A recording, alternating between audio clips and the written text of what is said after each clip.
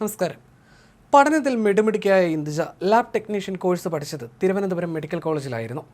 ആ മെഡിക്കൽ കോളേജിലേക്ക് ഇന്ദുജയുടെ അവസാന യാത്ര ആംബുലൻസിലായിരുന്നു. മെഡിക്കൽ കോളേജിൽ അവളുടെ മൃതദേഹം പോസ്റ്റ്മോർട്ടം ചെയ്തു. കണ്ണീരോടെ ബന്ധുക്കളും സുഹൃത്തുക്കളും സഹപ്രവർത്തകരും കാത്തുനിന്നു.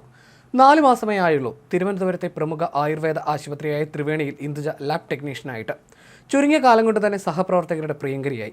ഓടി നടന്ന് കാര്യങ്ങൾ ചെയ്തു. ഇടയ്ക്ക് മുഖത്ത് ദുഃഖഭാവം കണ്ടവരുണ്ട്. ഈ സഹപ്രവർത്തകരുടെ ചോദ്യങ്ങളോട് പുഞ്ചിരിയോടെ മറുപടി പറയാതെ അകൽച്ച കാട്ടി. കുടുംബ പ്രശ്നങ്ങളാകും അതിന് കാരണമെന്ന് ഇന്ന് അവർ കരുതുന്നു.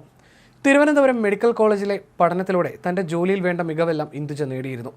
നെടുമങ്ങാട് 2 ലാബിൽ ജോലിയെടുത്തു. ഗീതാസ് ലാബിൽ 1 വർഷത്തോളം, അവിടെ നിന്ന് MDC ലാബിലേക്കും 6 മാസം അവിടെയായിരുന്നു ജോലി. പിന്നീടാണ് തിരുവനന്തപുരത്ത് വഞ്ചിയൂരിലുള്ള ത്രിവേണിയിലെത്തിയത്. നല്ല ശമ്പളവും നല്ല ജീവിത സാഹചര്യവും ഇതോടെ കൈവന്നു. അതുകൊണ്ട് തന്നെ സാമ്പത്തികമായ പ്രതിസന്ധികളൊന്നും ഇന്ദുജയ്ക്ക് ഉണ്ടായിരുന്നില്ല. ഭർത്തൃ വീട്ടുകാരുടെ ക്രൂരതകൾ കഴിഞ്ഞ തവണ അമ്മയെ കണ്ടപ്പോൾ അക്കമിട്ട് നിർത്തുകയും ചെയ്തു. ഇന്ദുജയുടെ ഭർത്താവ് അഭിജിത്ത് CPM-കാരനാണെന്നാണ് കുടുംബം ആരോപിക്കുന്നത്. സഖാവായ അഭിജിത്തിനെ പോലീസ് സംരക്ഷിക്കുമെന്ന ആശങ്കയും അവർക്കുണ്ട്. എങ്കിലും എല്ലാ അർത്ഥത്തിലും നിയമ നടപടികളുമായി അവർ മുന്നോട്ട് പോകും. തിരുവനന്തപുരം മെഡിക്കൽ കോളേജിലെ പോസ്റ്റ്മോർട്ടം വസ്തുതകൾ പുറത്തു കൊണ്ടുവരുമെന്നാണ് അവരുടെ പ്രതീക്ഷ. തിരുവനന്തപുരം മെഡിക്കൽ കോളേജിലായിരുന്നു ഇന്ദുജ ലാബ് ടെക്നീഷ്യൻ കോഴ്സ് പഠിച്ചത്. റേഡിയോളജി കോഴ്സ് മികച്ച മാർക്കോടെയാണ് ഇന്ദുജ പാസ്സായത്. സഹപാഠികൾക്കും കൂടെ ജോലി ചെയ്തിരുന്നവർക്കും പ്രിയങ്കരിയായിരുന്നു ഇന്ദുജ. എല്ലാവരോടും ചെറുപുഞ്ചിരിയോടെ സംസാരിച്ചിരുന്ന ഇന്ദുജ കുറച്ചു കാലങ്ങളായി മനോവിഷമത്തിലായിരുന്നു എന്നാണ് വിവരം. പഠനം കഴിഞ്ഞ് നെടുമങ്ങാടുള്ള 2 സ്ഥാപനങ്ങളിലായിരുന്നു ഇന്ദുജ ജോലി ചെയ്തിരുന്നത്. നെടുമങ്ങാട്ടെ ജോലി സമയത്താണ് നെടുമങ്ങാട് തന്നെ പ്രവർത്തിച്ചിരുന്ന കാർ ഷോറൂമിൽ ജീവനക്കാരനായിരുന്ന അഭിജിത്തുമായി പ്രണയത്തിലാകുന്നത്. വീട്ടുകാരെ എതിർത്തും പ്രണയത്തിന് വേണ്ടി നിലയുറപ്പിച്ചു. എന്നാൽ അത് അവസാനം മരണത്തിലേക്കുള്ള യാത്രയുമായി. ഇന്നലെയാണ് ഭർത്തൃ വീട്ടിലെ 2ാമത്തെ നിലയിലുള്ള കിടപ്പുമുറിയിൽ യുവതിയെ മരിച്ച നിലയിൽ കണ്ടെത്തിയത്. ഇന്നലെ ഉച്ചയ്ക്ക് 1:30-ഓടെയാണ് സംഭവം. ജോലി കഴിഞ്ഞ് മടങ്ങി വന്ന അഭിജിത്ത് തൂങ്ങി മരിച്ച നിലയിൽ മൃതദേഹം കണ്ടെന്നാണ് പോലീസിനെ അറിയിച്ചത്. സംഭവത്തിൽ അഭിജിത്തിനും അമ്മയ്ക്കുമെതിരെ ഇന്ദുജയുടെ കുടുംബം പോലീസിൽ പരാതി നൽകിയിരുന്നു. യുവതിക്ക് ഭർത്തൃ വീട്ടിൽ നിന്ന് ഭീഷണിയും മാനസിക പീഡനവും ഏൽക്കേണ്ടി വന്നിട്ടുണ്ടെന്ന് കുടുംബം പരാതിയിൽ ആരോപിക്കുന്നു.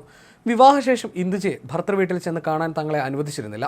ഇന്ദുജ തന്നെ ഇത് പല ദിവസങ്ങളിൽ ഫോൺ വിളിച്ച് അറിയിച്ചിട്ടുണ്ട്. മരണത്തിന് പിന്നിൽ അഭിജിത്തിനും മാതാവിനും പങ്കുള്ളതായി സംശയിക്കുന്നുവെന്നും ഇന്ദുജയുടെ പിതാവ് ശശിധരൻ കാണി പാലോട് പോലീസിൽ നൽകിയ പരാതിയിൽ പറയുന്നു. 2 ദിവസമായി ഇന്ദുജ ജോലിക്ക് പോയിരുന്നില്ല. അഭിജിത്തിന്റെ മുത്തശ്ശി മാത്രം വീട്ടിലുള്ള സമയത്താണ് ഇന്ദുജ ആത്മഹത്യ ചെയ്തതെന്ന് വരുത്താനാണ് അഭിജിത്തിന്റെ വീട്ടുകാരുടെ ശ്രമം. തൂങ്ങിയ നിലയിൽ കാണുമ്പോൾ ഇന്ദുജയ്ക്ക് ജീവനുണ്ടായിരുന്നുവെന്നും ജില്ലാ ആശുപത്രിയിലേക്കുള്ള വഴിമധ്യയാണ് മരണം സംഭവിച്ചതെന്നുമാണ് അഭിജിത്തിന്റെ കുടുംബം പോലീസിന് നൽകിയ വിവരം. 4 മാസം മുൻപായിരുന്നു ഇന്ദുജയുടെയും അഭിജിത്തിന്റെയും വിവാഹം നടന്നത്. ഇന്ദുജയെ വീട്ടിൽ നിന്ന് ഇറക്കിക്കൊണ്ടുപോയി വിവാഹം രജിസ്റ്റർ ചെയ്യുകയായിരുന്നു. ഇന്ദുജ പട്ടികവർഗ്ഗക്കാരിയും അഭിജിത്ത് പട്ടികജാതി വിഭാഗക്കാരനുമാണ്. ജാതി മാറിയുള്ള വിവാഹത്തിന് അഭിജിത്തിന്റെ അമ്മയ്ക്ക് താല്പര്യമില്ലായിരുന്നുവെന്നാണ് ഇന്ദുജയുടെ കുടുംബം പറയുന്നത്. 2 ആഴ്ച മുമ്പ് സ്വന്തം വീട്ടിലെത്തിയ ഇന്ദുജയുടെ മുഖത്ത് മർദ്ദനമേറ്റതിന്റെ പാടുകളുമുണ്ടായിരുന്നു. അതേസമയം അഭിജിത്തിനെ പോലീസ് കസ്റ്റഡിയിലെടുത്തിട്ടുണ്ട്. യുവതിയുടെ കുടുംബം നൽകിയ പരാതിയിലാണ് നടപടി. അഭിജിത്തിനെ വിശദമായി ചോദ്യം ചെയ്യുമെന്ന് പോലീസ് അറിയിച്ചു. വിവാഹത്തിന് ശേഷം ഭർത്താവിൻ്റെ വീട്ടിൽ ഇന്ദുജ വലിയ പീഡനങ്ങൾ അനുഭവിച്ചിരുന്നതായി കുടുംബം ആരോപിക്കുന്നു. കുടുംബത്തിൻ്റെ പരാതിയെ തുടർന്നാണ് അഭിജിത്തിനെ കസ്റ്റഡിയിലെടുത്തിരിക്കുന്നത്. ഇന്ദുജയുടെ മൊബൈൽ ഫോൺ ഉൾപ്പെടെ കസ്റ്റഡിയിലെടുത്ത് പരിശോധന നടത്താൻ പോലീസ് നടപടി ആരംഭിച്ചിട്ടുണ്ട്. സംഭവത്തിൽ പോലീസ് വിശദമായ അന്വേഷണം നടത്തും.